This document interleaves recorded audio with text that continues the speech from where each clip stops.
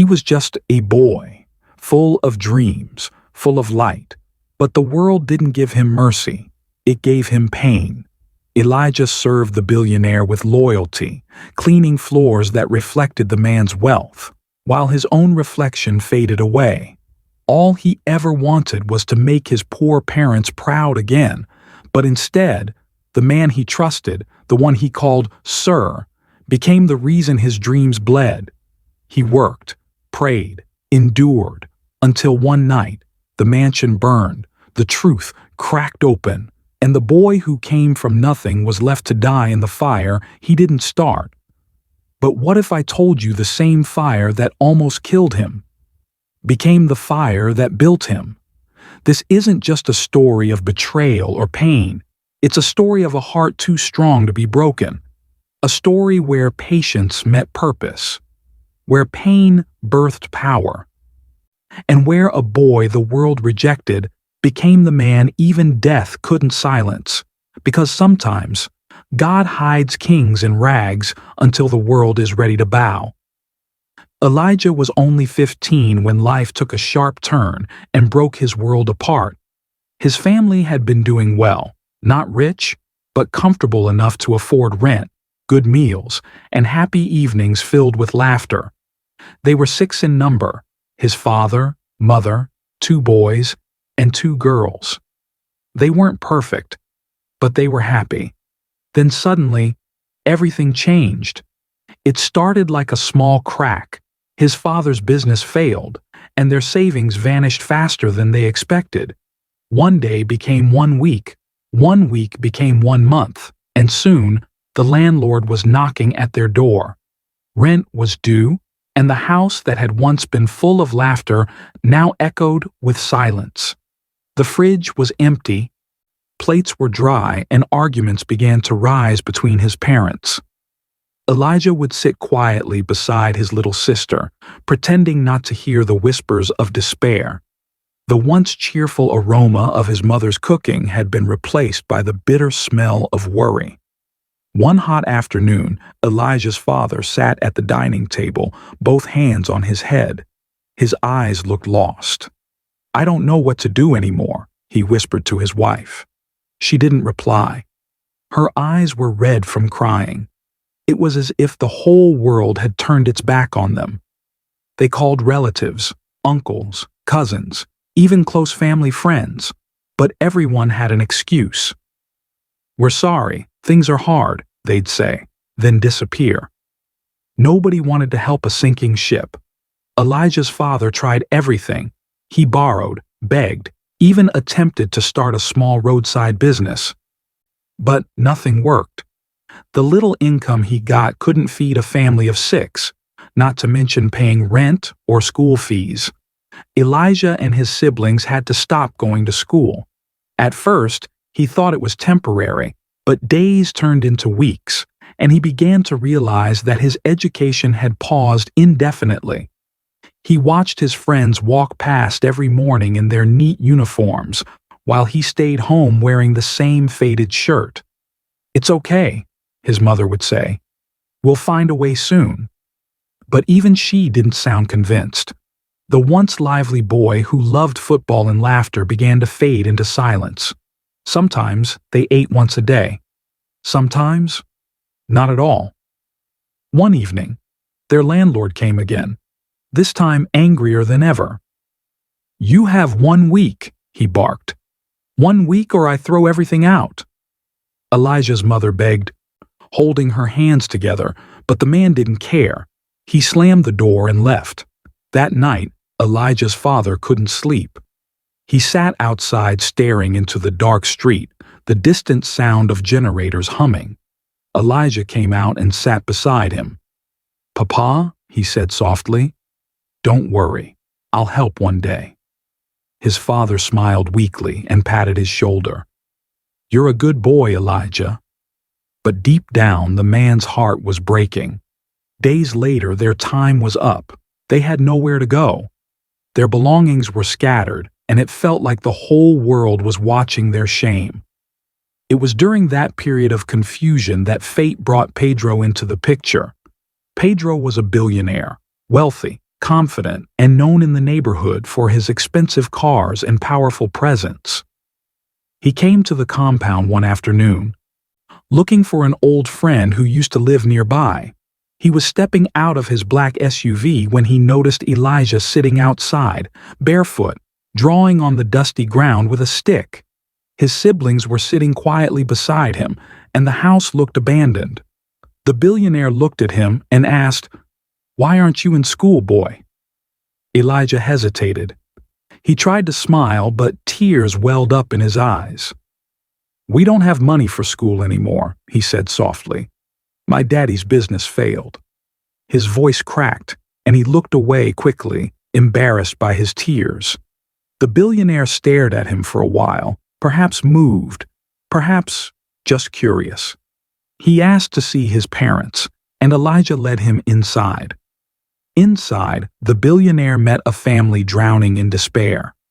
The father explained everything, his words broken by shame. "We just need some time," he said. Pedro listened quietly, then said, "I can help. Let the boy come stay with me for a while. I'll take care of him, send him to school. When things get better, he can return." At that moment, it felt like a miracle. Elijah's parents exchanged glances. They didn't want to send their son away, but hunger and reality left no choice. The mother wiped her tears and nodded. "If it will help him, then yes," she said. That night Elijah couldn't sleep. He felt scared but hopeful. He packed his small bag, just a few clothes, an old notebook, and a football. He hugged his siblings tightly, whispering, "I'll make us proud one day." His mother prayed over him, her voice trembling.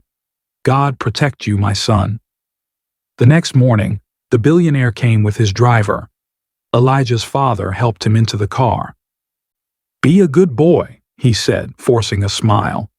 The boy nodded, holding back his tears. As the car drove off, Elijah watched his family fade from view, the image of his mother waving slowly disappearing in the side mirror. The ride to the billionaire's mansion felt like entering another world. Tall gates, a massive building, fountains, and perfectly trimmed lawns. Everything looked like a dream. The guards saluted as the car entered. Elijah's eyes widened. He had never seen such wealth in his life. Inside, the house smelled like perfume and polished marble. He was introduced to the billionaire's wife, a beautiful woman with a stiff smile, and their two sons, Francis and Bobo. At first, everything seemed perfect. He had his own room, food on the table, and even a chance to return to school. He told himself, "Maybe this is my second chance. Maybe my story will change." But somewhere deep inside, he didn't know that this beautiful house, this world of gold and marble, would soon become his prison. At night, lying on the soft bed, Elijah whispered into the darkness, "Mama, I'll make you proud." He didn't know that life was just getting ready to test that promise. At first, life in the billionaire's mansion felt like a blessing wrapped in gold. The house was huge, too huge, maybe, and every corner looked like something from a movie. There were tall chandeliers, marble floors that reflected light like water, and servants that moved quietly, almost like ghosts. For a boy who once slept on a mat in a small rented room, this felt like heaven. Elijah would wake up early, look around the room, and smile. Maybe this is what rich people feel every day, he thought. The billionaire kept his promise at first. He paid for Elijah's school fees and even bought him a new uniform. The driver took him to school every morning. Elijah could see his old classmates staring in surprise when he arrived in a fancy car. He felt proud, but not proud enough to forget where he came from. Deep down, he still missed home. He missed his mother's laughter and his father's evening stories, even though they were full of pain. The billionaire's wife, Madame Lydia, was beautiful, but her smile never reached her eyes. When Elijah first came, she acted nice, served him food, asked if he was comfortable, even gave him new clothes. But that was just the beginning. Like a flower that looks beautiful but hides thorns, her kindness didn't last. Weeks turned into months, and the real picture began to unfold. The chores started small. Elijah, please wash the plates after dinner. Then it became, Elijah, clean the living room before school. Before long, it turned into full days of work. He had to sweep, mop, wash dishes, iron clothes, and take care of the billionaire's two sons, Francis and Bobo. Francis was older than Elijah, maybe by 2 years, and he loved showing off. "You're just lucky my dad pities you," Francis would say, tossing a ball across the yard. "Don't act like you belong here." Bobo, the younger one, copied everything his brother did. They would laugh when Elijah struggled with chores or spilled water accidentally. The billionaire's wife never corrected them. In fact, sometimes she laughed along. One morning, Elijah woke up late after a long night of cleaning the house. He rushed to the kitchen, only to find Madame Lydia waiting, her arms folded. "Lazy boy," she shouted. "Do you think this is your father's house? Go wash the plates now." He apologized quickly, his hands shaking as he scrubbed the dishes. He didn't want any trouble. After finishing the chores, he ran to school. The time was already past 9 and classes had started at 7:45. When he entered the classroom, everyone turned to stare. The teacher frowned. "Elijah, late again?" "I'm sorry, sir," he said, lowering his head. "Sorry doesn't pass exams. Sit down." That became his routine. Work early, run late, apologize, repeat. He was living 2 lives, one of a student and another of a servant. But the second one was heavier. The only place he felt free was at school. There, he could laugh again. He had 2 close friends, Akachukwu, a smart, kind girl who always noticed when something was wrong, and Justin, a funny boy who could make anyone smile. During lunch, Akachukwu once asked, "Elijah, are you okay? You don't look happy these days?" He forced a smile. "I'm fine, just tired, that's all." She didn't believe him. "You're lying. I can see it in your eyes." He chuckled nervously. "You think too much," but deep down her words touched him. She saw what no one else did, the sadness behind his smile. She became his small piece of light, reminding him that not everyone was cruel. Still, things at the billionaire's house kept getting worse. One evening, the billionaire's wife sent Elijah to buy groceries. She handed him some money and warned, "Don't lose it." Elijah nodded and ran to the market. On his way back, it started to rain. He tried to protect the money, but the paper tore and one of the notes slipped into a muddy drain. He searched desperately, but it was gone. When he got home and told her what happened, she exploded. "You liar! You thief!" she screamed, slapping him across the face. "You stole my money." "I didn't," he cried. "It fell into the water, I swear." "Shut up," she yelled. "From now on, I'll never trust you. You're just like the rest of your poor family." Her words cut deeper than any slap. From that day, she began calling him names: liar, thief, useless boy. Even when he told the truth, she said, "You're lying." Those words followed him everywhere like shadows he couldn't escape. At night, Elijah would lie awake staring at the ceiling. He didn't cry anymore. He had cried too much already. The house was big, but he felt trapped, smaller than ever. Sometimes, he would whisper to himself, "It's okay, just survive today." Pedro, on the other hand, barely noticed. He was too busy with his business deals and meetings. When he did see Elijah, it was usually when something went wrong. If Madame Lydia complained about him, Pedro would scold him without listening. One Saturday morning, Elijah was cleaning the speakers in the living room. Dust filled the air, and without realizing it, some of it fell on the rug. The billionaire walked in just then. "What's this mess?" he barked. Elijah turned quickly. Sir, I was cleaning. Cleaning? You call this cleaning? The billionaire interrupted. Look at the rug. You useless boy. I'm sorry, sir. I'll clean it right away. But the billionaire wasn't done. He looked at Elijah from head to toe and said something that would burn in the boy's heart forever. In your life, can you ever buy these speakers? You're a poor, wretched nobody. You'll never be anything. Remember that. For a moment, everything went silent. Elijah froze, his hands trembling. He wanted to speak, to defend himself, but no words came. The billionaire turned away and left, leaving him standing there, broken, humiliated, angry, and small. That night, Elijah cried harder than ever before. But beneath the pain, something was born inside him, a small spark, a voice that whispered, "Prove him wrong." He didn't know how or when, but deep in his chest, he made a promise to himself, one day, I'll show him. That was the moment pain became his teacher. The days after the billionaire's cruel words moved slowly, like time itself had become heavier. Every morning, Elijah would wake up to the echo of that sentence. You'll never be anything. It wasn't just an insult anymore. It was a ghost that followed him, whispering in his ear whenever he tried to smile. He began to see the world differently. The house that once looked like a mansion now felt like a cage. The golden lights, the marble floors, the expensive chairs, they no longer impressed him. They mocked him. Each one whispered, "You don't belong here." At school, his grades started slipping, not because he wasn't smart, he was one of the brightest, but because his mind was constantly at war with itself.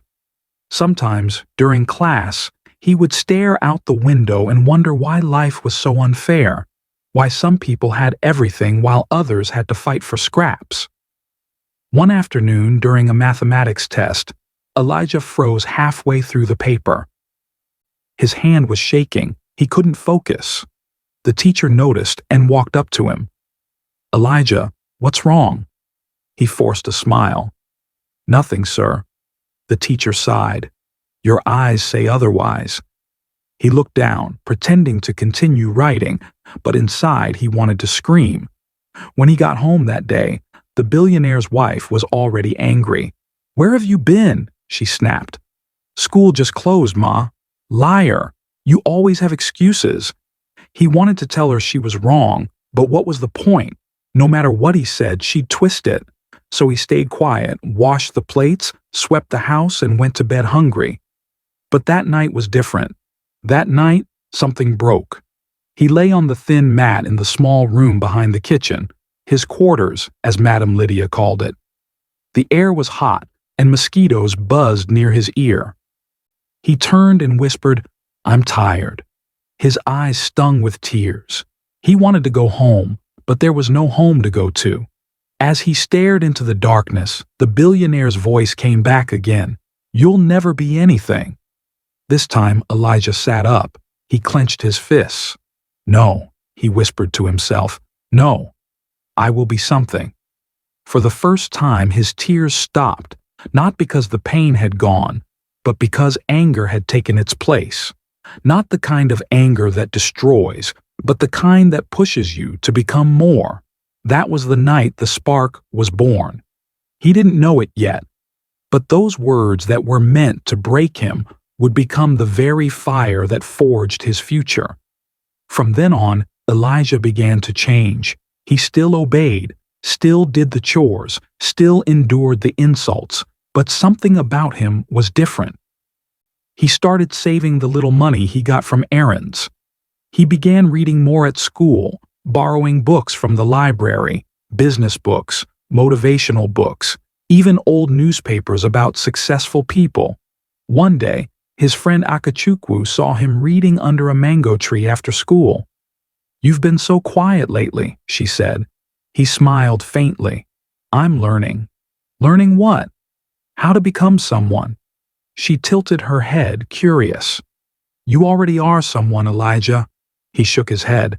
Not yet, but I will be. That sentence stayed with him. It became his silent prayer. Not yet, but I will be. Weeks turned into months, and his mind grew sharper.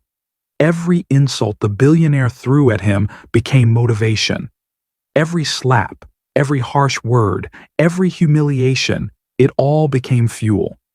But pain has a way of testing you even more when you start to rise.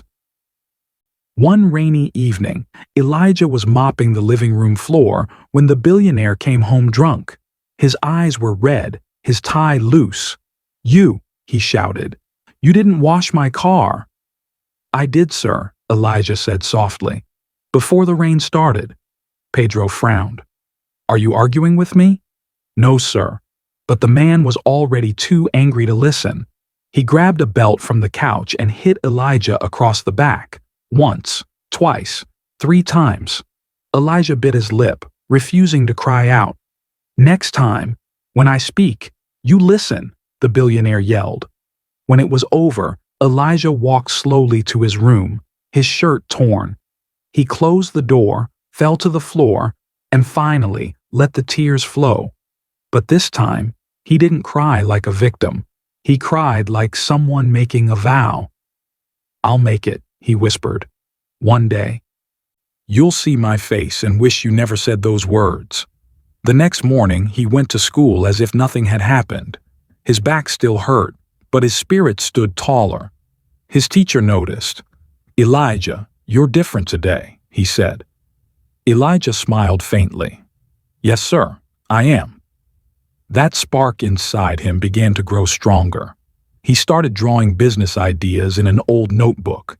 He'd sketch out plans for a clothing line, a restaurant, even a car company, dreams that seemed impossible for a boy like him. But to him, they weren't just dreams. They were blueprints of revenge through success. Whenever he felt tired, he would whisper, "Pain is my teacher. Discipline is my friend." And slowly, Elijah began to outgrow his suffering. But life wasn't done with him yet. One night, something would happen that would change everything. The night when pain would not just spark his ambition, but nearly end his life. He didn't know it, but destiny was already waiting at the corner. The night that changed everything started like any other, quiet, heavy, and filled with the kind of silence that makes you uneasy. The rain had fallen all day, leaving the air cold and damp. Elijah sat in his small room behind the kitchen, his worn-out notebook open, a candle flickering beside him. He was writing again. Another idea. Another dream. Something inside him just wouldn't stop believing that life could be different. He didn't know that outside, the storm wasn't done. It was only waiting to strike. Around 10 p.m., the billionaire and Madame Lydia began to argue in their bedroom. Their voices echoed through the house. Elijah froze as the shouting got louder. "You think I don't know what you're doing?" the billionaire yelled. "You've been stealing from me." "I'm your wife, Pedro. How dare you accuse me?" she screamed back. Elijah's heart pounded. He had seen their arguments before, but something about this one felt dangerous. A crash followed, a bottle breaking, then footsteps rushing down the stairs. Madame Lydia stormed out, her face wet with tears and anger. "You're a mad man, Pedro," she shouted. "Keep your stupid money." The billionaire ran after her, drunk and furious. "Come back here." In his rage, he continued fighting with his wife. Meanwhile, the wife had forgotten she turned on the gas in the kitchen. Flame caught the kitchen instantly. Within seconds, fire began to spread. Elijah jumped up, terrified. Smoke filled the hallway. "Fire! Fire!" he shouted, banging on the doors. But the house was already chaos. The billionaire's wife ran out through the front door, dragging her sons, Francis and Bobo. The billionaire stumbled toward the stairs, coughing, his eyes wide in shock. Elijah could barely see through the smoke, but he knew there was still one more person inside, the youngest housemaid, Chica. Without thinking, Elijah ran back inside. "Chica, where are you?" he screamed. "I'm here." She coughed, trapped near the kitchen. Flames had blocked her way. Elijah covered his face with his shirt and pushed through the smoke. His lungs burned, but he didn't stop. He reached her, grabbed her hand, and together they crawled toward the back door.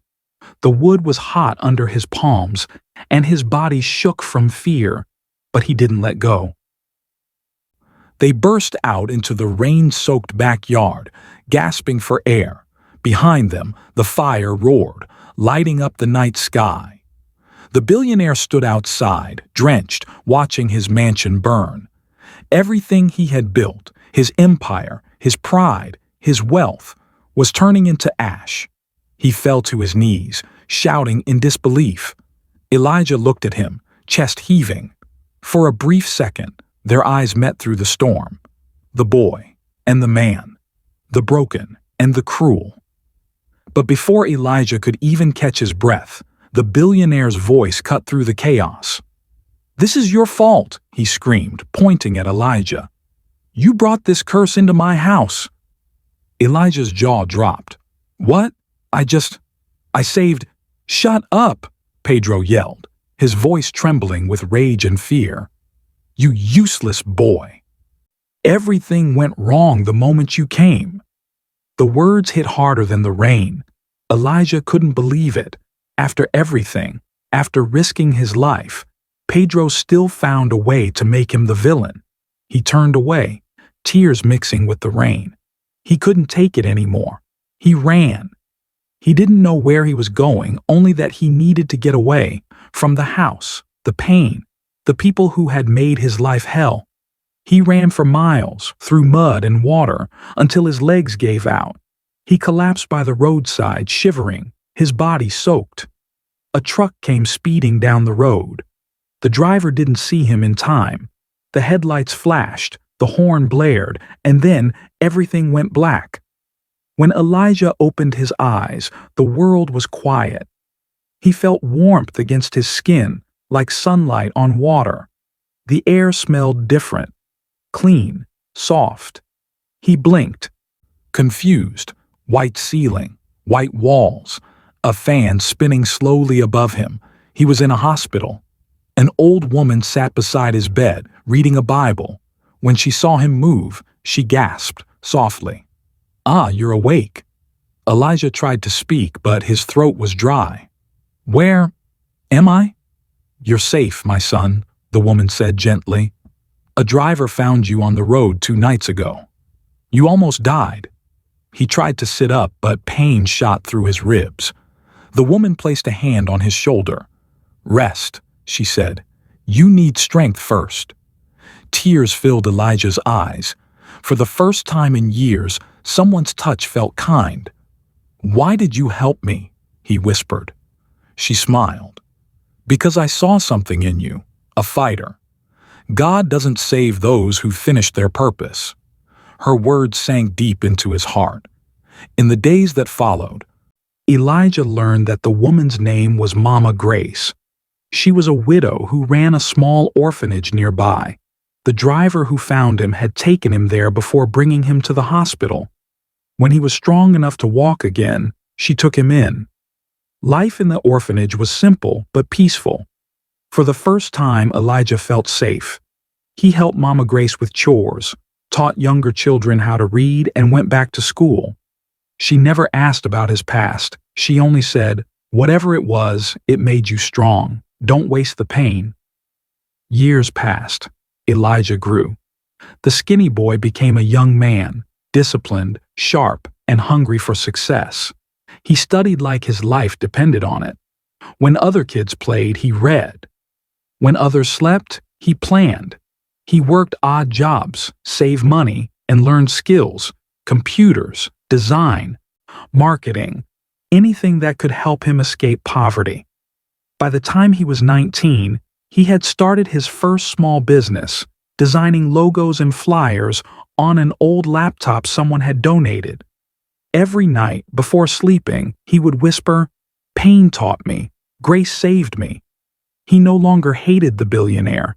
Instead, He thanked him, in silence, because without the billionaire's cruelty, he might never have found his purpose. But destiny, once again, wasn't done with him. Years later, he built his company into a global brand when the same people who once mocked him now called him Sir Elijah. Life brought him face to face with the man who tried to destroy him, Pedro. The tables were about to turn. Years had passed since that night. The night fire swallowed the billionaire's mansion, and pain almost swallowed Elijah whole. Time had carved a new version of him. Gone was the thin, frightened boy who trembled under insults. In his place stood a man, calm, refined, and powerful. Elijah was now known as Mr. Elijah Chisholm, the CEO of EC Global Designs, one of the fastest-growing creative empires in Africa.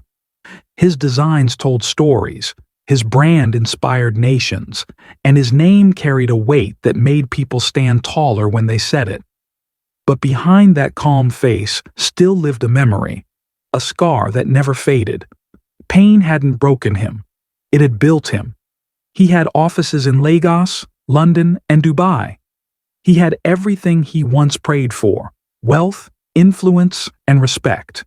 Yet, he never let pride take over. He gave scholarships, built homes for orphans, and donated to hospitals.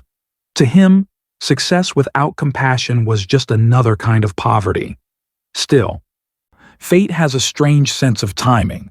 It was on a warm Tuesday morning when his secretary, Amaka, walked into his glass office holding a file.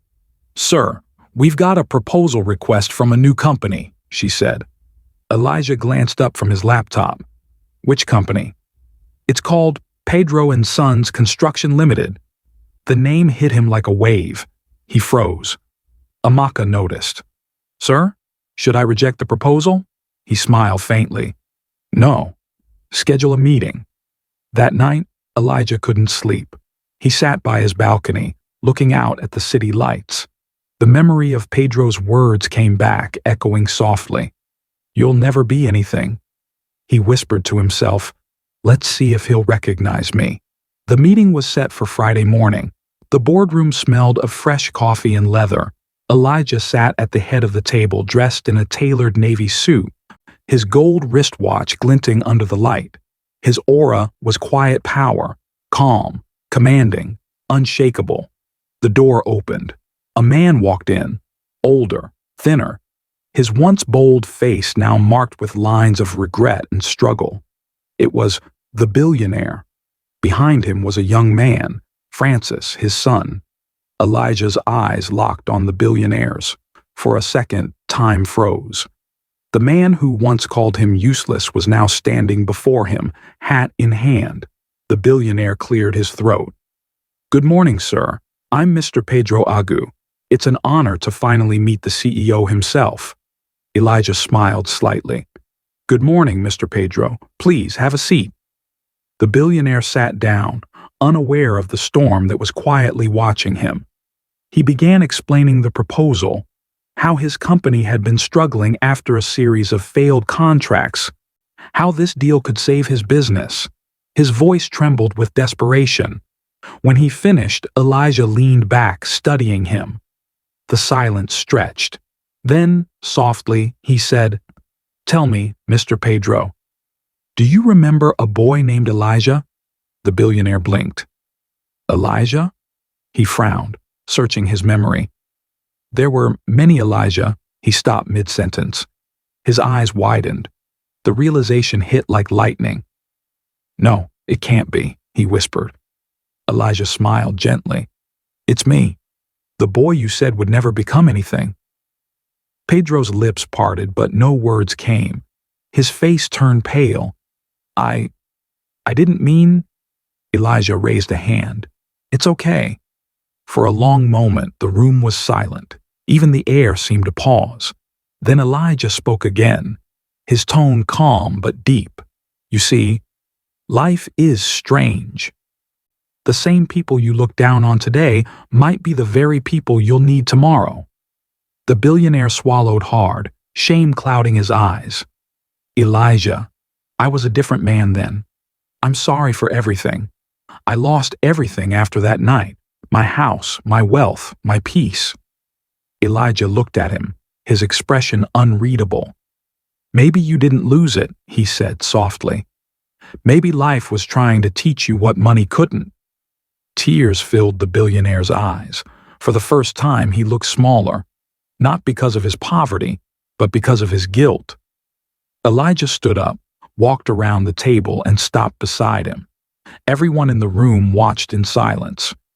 You hurt me, Elijah said quietly. You broke me in ways I can't explain, but you also made me stronger. You gave me a reason to rise, and for that, I forgive you. Pedro broke down, covering his face. His shoulders shook with quiet sobs. Elijah placed a hand on his shoulder. Stand up, Mr. Pedro. Pedro hesitated, then slowly rose. Elijah extended his hand. Let's start again. Pedro stared at it, trembling, then took it. It wasn't just a handshake. It was a moment of redemption. Later that day, when the billionaire left the office, Elijah stood by the window, watching him go. He smiled faintly, not out of pride, but out of peace. That night, he drove back to Mama Grace's orphanage. It had grown bigger now, beautifully renovated, filled with laughter and children. She was sitting under the mango tree, the same one where Elijah once read books as a boy. "Ah, my son," she said, smiling. "You came." "Yes, Mama," he said, kneeling before her. "You once told me God doesn't save those who finish their purpose." She chuckled softly. "And now?" He looked up at the sky, the stars reflected in his eyes. "Now I understand. Pain didn't destroy me. It prepared me." She nodded. "That's what grace does. It takes broken stories and turns them into testimonies." Elijah smiled. "Mama, I finally forgave him." She touched his face gently. "That means you're truly rich." The night wind carried her words into the air. The stars shimmered brighter, as though heaven itself was clapping for the boy who refused to die. Elijah looked at the children playing in the courtyard and whispered to himself, "From pain, I found purpose. From scars, I found strength. And from forgiveness, I found freedom." He smiled. The boy who was once broken had not only risen, but built a throne out of the same stones life threw at him.